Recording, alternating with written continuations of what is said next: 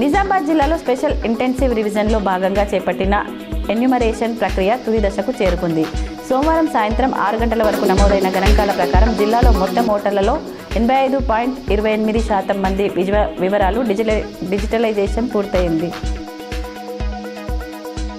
దేశవ్యాప్తంగా E20 petrol వినియోగంపై దుష్ప్రచారం జరుగుతోందని బీజేపీ ఎంపీ కొండా విశ్వేశ్వరరెడ్డి అన్నారు. ఇథనాల్ పెట్రోల్పై ప్రయోగాత్మక వీడియోను షేర్ చేశారు. హైదరాబాద్ బులియన్ మార్కెట్లో ఇవాళ బంగారం వెండి ధరలు భారీగా పెరిగాయి. 24 క్యారెట్ల 10 గ్రాముల గోల్డ్ రేట్ 3,160 పెరిగి 1,55,130కి చేరింది. 22 క్యారెట్ల బంగారం ధర 2,900 ఎగబాకి 1,42,200కు పలుకుతోంది.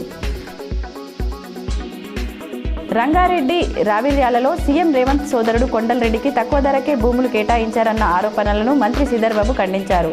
టెసరాక్ట్ కంపెనీకి పారదర్శకంగా భూ కేటాయింపు జరిగిందని, ఆ సంస్థతో సీఎం సోదరుడికి సంబంధం లేదన్నారు. ఏఐటీయూసీ ఆధ్వర్యంలో నిజామాబాద్ మున్సిపల్ కార్యాలయంలో కార్మిక సమస్యలు పరిష్కరించాలని ధర్నా నిర్వహించారు. ఏఐటీయూసీ అధ్యక్షుడు ఓమయ్య నాయకత్వంలో జరిగింది. నిజామాబాద్ నగరంలోని సందీప్ గార్డెన్లో Lions club of fort city 24th installation ceremony ఘనంగా నిర్వహించారు. కామారెడ్డి జిల్లా జుక్కల్ ఎమ్మెల్యే తోట లక్ష్మీ కాంతారావు కుమార్తె వివాహ విందు ఈ నెల 16న జుక్కల్ నియోజకవర్గం కాందార్పల్లిలో ఏర్పాటు చేశారు.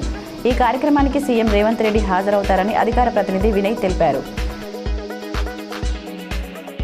శ్రీరామ్ సాగర్ ప్రాజెక్టులో నీటి మట్టం 1,079.30 అడుగులకు చేరింది. ప్రాజెక్టు నీటి నిల్వ 43.091 టీఎంసీలుగా నమోదైంది. ప్రాజెక్టులోకి 12,296 క్యూసెక్ల వరద నీరు వచ్చి చేరుతుండగా 1,013 క్యూసెక్ల నీటిని దిగువకు విడుదల చేస్తున్నారు.